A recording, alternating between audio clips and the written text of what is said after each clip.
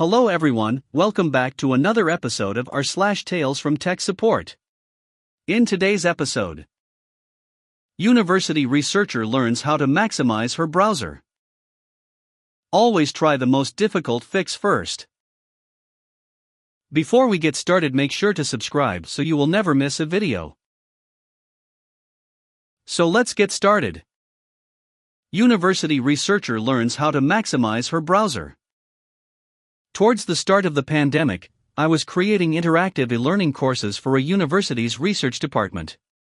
Basically, my department made sure that all the human subject research conducted at the college was done humanely, proper disclosures, no vulnerable populations, real questions that need to be resolved. We once had a proposal where the grad student researcher wanted to make a bunch of people smoke cigarettes in a lab setting to determine if they were bad for you. At the time, I was in the testing stages of a course I'd been making for the past 2 months. It was pretty basic. Picture a PowerPoint slide that has a voiceover, some small animations and videos, and quizzes you had to complete at the end.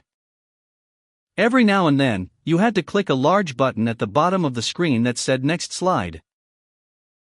My boss, who hated me, the feeling was mutual, told me the 3 people she wanted to review the course for both content and functionality. The first person completed the course in 25 minutes. Gave some small notes on wording. The second person took 24 hours. Double-checked all my sources and followed all the links, etc. No problems there. Pointed out some misspellings in my closed captions file. The third person, however, was struggling. After 72 hours, I followed up via email. No answer. 48 hours after that, I called her. No response. Finally, I told my boss I was just waiting on her review, and I got an answer from the woman saying she didn't know how to access the course. This was surprising to me. In all my emails to her, I'd included instructions on how to open and proceed in the e-learning. I even had screenshots with giant arrows and colorful text that explained it. I thought this was overkill, but I figured I'd be thorough. I promise you, this was nothing more complicated than clicking on a link I'd provided, and then clicking Next Slide every 2 minutes or so. The instructions were more to do with what sort of feedback I was looking for. I sent another email with the instructions. She followed up with an email saying she still didn't understand. I tried calling her in Teams, she didn't pick up. Then a chat from her popped up in my personal Skype account. As long as I'd been at the company, we had never used Skype. I don't know how she found my personal Skype, which I hadn't used in years, but she did. Her chat read, "How do I pick up when you call?" I typed back, "Click the green button." So I call her again in Teams. She picks up. I ask her if she can hear me. It's silent. I wait a moment, ask again. Still silent. So I hang up. Then I check my Skype again. She's chatted me there, "I can hear you." I chat back, "Oh. I couldn't hear you. Do you have your mic set up properly?" She writes, "I don't know. Does this computer come with a mic?" At this point, I was panicking. I can't walk her through setting up a microphone if she can't figure out how to click a link. So I write, "Okay, I'm going to call you again. I can read your chats here, and you can hear me talk." I call her and again, silence. But I ask, "Can you hear me?" in our Teams phone call. She answers, "I can hear you," in our Skype chat. I say, "Okay." And then I proceed to share my screen with her and click on the link in my email to show her the course. "Wait," she wrote in chat. "How did you do that? Can you do it on my computer?" And this is the point where I thought, it's probably easier to just get her there on her computer, and let her off on her way through the course than it is to have her click on the link herself.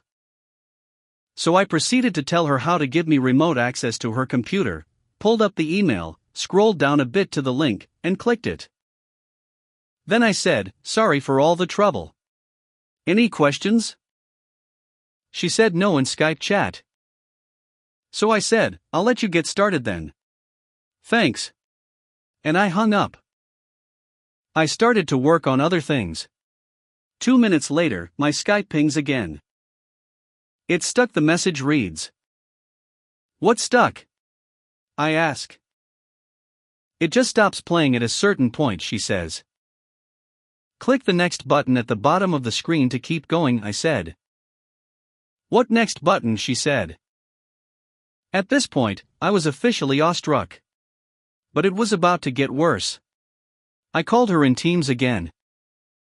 Do you remember how to give me remote access? I asked. No, she typed into Skype. So I talked her through that again. Once I had control of her computer, I went to her browser, clicked Maximize, and pointed out the next slide button. Huh. It wasn't there before, she typed. I said, that's okay, and hung up. Mere moments later, another Skype ping, it disappeared again. I call her.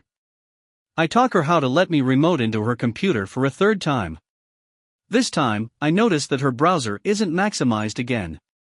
It's just slightly smaller, and that makes the next button disappear off the bottom of the screen so you couldn't see it unless you scrolled down.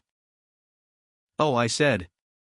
That's a bug we won't have to worry about once the course is in our learning management system. Every course has to be in full screen. So for the demo here, just maximize the screen or scroll down to click next. My Skype dinged. How do I maximize scroll? I was confused. You mean, how do you maximize the screen? You just click this square button up here. My Skype dinged again. Oh. But how did you move down earlier? And that's when I realized, the reason she never saw my screenshots in the email, the reason she couldn't find the link in the email, the reason she couldn't find the next button, was because she didn't know how to scroll down. I still can't remember how the rest of that conversation went. I guess I must have talked her through how to scroll down. She never did make it through the rest of the course, because I got let go during the COVID downsizing. I was the least tenured employee, and also because they stopped making her do things on a computer and just printed out all her projects for her, like 200-page research proposals, and sent them to her via mail. She was in her early 40s. Had a computer on her desk for her entire 15 years in the department. Never scrolled down until that day. I honestly can't comprehend how she found my personal Skype without scrolling, much less how she'd ever been able to complete basic work functions. I think, if I had to learn something from this incident, it's that the mildly pleasant lady who brings in baked goods to the office once per week probably has more job security than almost anyone in any company. Long-term professional success would seem to entirely hang upon how good your homemade snickerdoodles are, and how frequently you provide them for your employers. Always try the most difficult fix first. In my last company I worked as an electrician, but my colleagues and I did network infrastructure as well, aside from managing the switches, which surprisingly was a lot of work, because somehow there was always some office remodeling going on. Also, we had a million different sites, but this one was different. It was nearly a whole village, around 15 buildings, 9 of them belonging to us, which formed a children's home, so everything was really spaced out. So, we remodeled half of the village over the span of a year, and during that one of the offices moved across half the village. After settling in, the user complained about problems with the internet connection, which IT immediately forwarded to us. Considering the connection, nothing too surprising, it was an old phone line running across the village back to the main building, which some madmen had spliced to Cat5e equipment before we arrived. Luckily, we had some fancy signal converters for Ethernet over phone from another site laying around, so we installed these and sent the ticket back to IT. A month later we had a new complaint, same user, same issue, and after verifying with IT that they had looked into it, we estimated that the connection between the main building and the offshot office just had to be too long, around 70 m, or might be interfered somewhere, and pulled a new Cat7 cable. The old installation was inside a spacious pipe, so after a long day of driving, did I mention the 1-hour drive to and from the site, praying and pulling, we had a shiny new cable, swapped all patch cables, and one unmanaged switch for good measure, and went home. 2 months later IT asked, when we will fix the issue. I happily told them what we did, and after another week, they confirmed that it didn't work as intended. A day of desperation and hard decisions. We had tested the connection and it seemed good to us, and the user reported sporadic connectivity, so we reconsidered the site and it hit us like bricks. There was a transformer station only a few meters from our cable. Could it be that these madmen had thrown the pipe just in the same trench as the high voltage lines and the crosstalk just limited the connection severely? Short jump forward, we installed fiber, had a special company come out to splice the lines, and told IT that we were done with it.